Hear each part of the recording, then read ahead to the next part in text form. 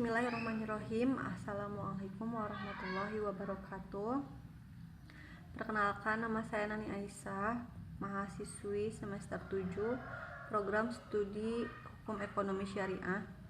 Di sini saya akan memaparkan mengenai jurnal yang telah saya susun sebagai syarat tugas ujian akhir semester mata kuliah Sosiologi Hukum Islam, Sosiologi Hukum Islam yang diampu oleh Pak Asep Sungkawa.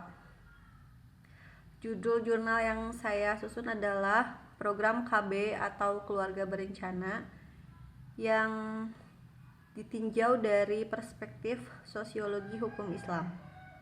Baiklah, saya akan langsung memulai materinya. KB atau Program Keluarga Berencana yang dicanangkan oleh pemerintah sejak tahun 1957 merupakan salah satu cara untuk menekan laju pertumbuhan penduduk atau ledakan penduduk yang terjadi saat itu, sehingga tingkat kehidupan masyarakat saat itu menurun drastis dari segi ekonomi maupun dari segi kesehatan. Nah, sebetulnya pemerintah Indonesia itu mencanangkan program KB adalah untuk meningkatkan taraf hidup masyarakat dan meningkatkan tingkat kesehatan dari seorang ibu yang telah melahirkan begitu. Karena disinyalir seorang ibu yang telah melahirkan itu yang sering melahirkan, maksudnya itu tuh dapat mengurangi tingkat kesehatan dari badannya itu sendiri, sehingga dicanangkanlah program keluarga berencana yang bertujuan untuk mengurangi jumlah penduduk atau mengurangi tingkat kelahiran. Itu tujuannya untuk meningkatkan kesejahteraan dan untuk meningkatkan kesehatan dari si ibu itu sendiri begitu. Sebetulnya KB ini cukup menarik ya, karena di zaman Rasul itu tidak ada obat ataupun alat untuk mengurangi jumlah anak begitu, atau untuk merencanakan jumlah anak yang ingin kita miliki begitu.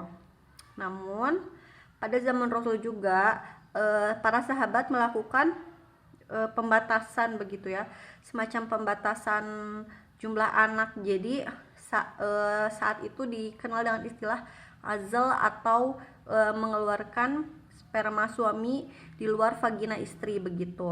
Namun dan ini dijadikan sebagai rujukan beberapa ulama untuk membolehkan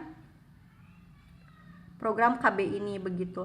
Namun ada juga beberapa ulama yang jelas-jelas mengharamkan program KB ini dengan alasan-alasan tersendiri begitu.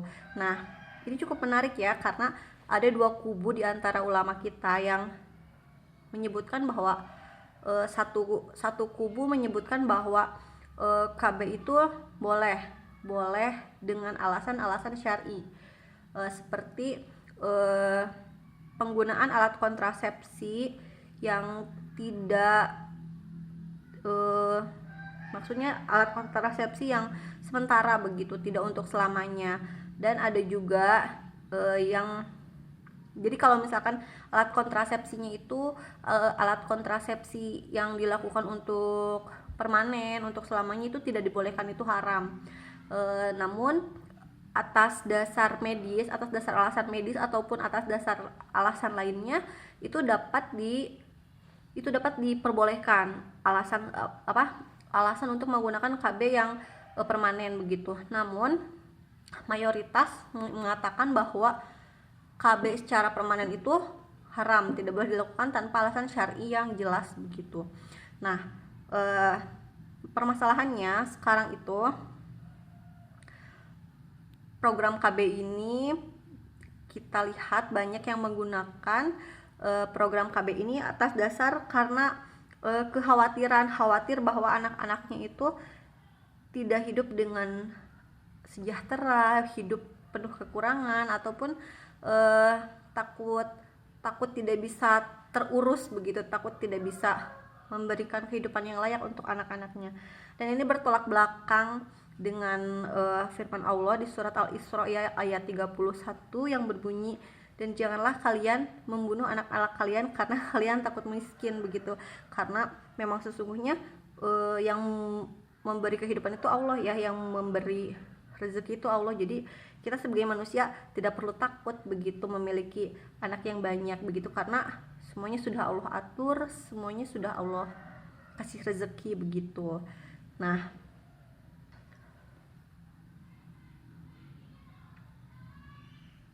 karena bergesernya urgensi dari KB ini, maka dari itu saya lihat justru yang banyak terjadi adalah karena masyarakat itu takut memiliki anak banyak, takut miskin, takut kehidupannya tidak sejahtera, sehingga mereka melakukan program keluarga berencana ini, program membatasi jumlah anak ini begitu.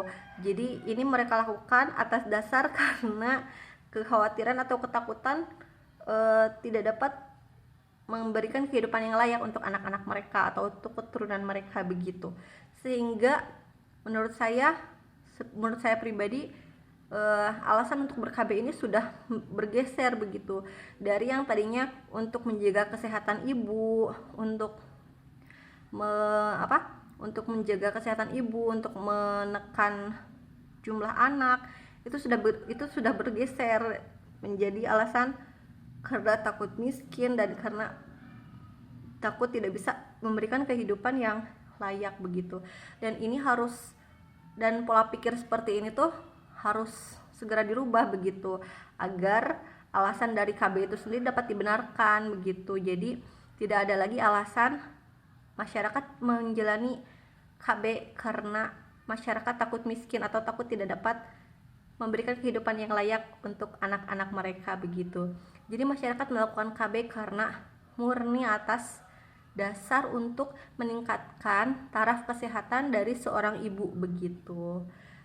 Terima kasih atas perhatiannya. Sekian dari saya. Mohon maaf jika banyak sekali kekurangan dan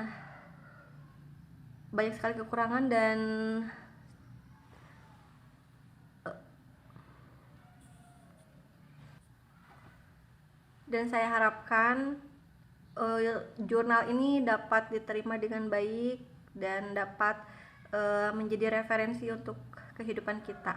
Terima kasih. Assalamualaikum warahmatullahi wabarakatuh.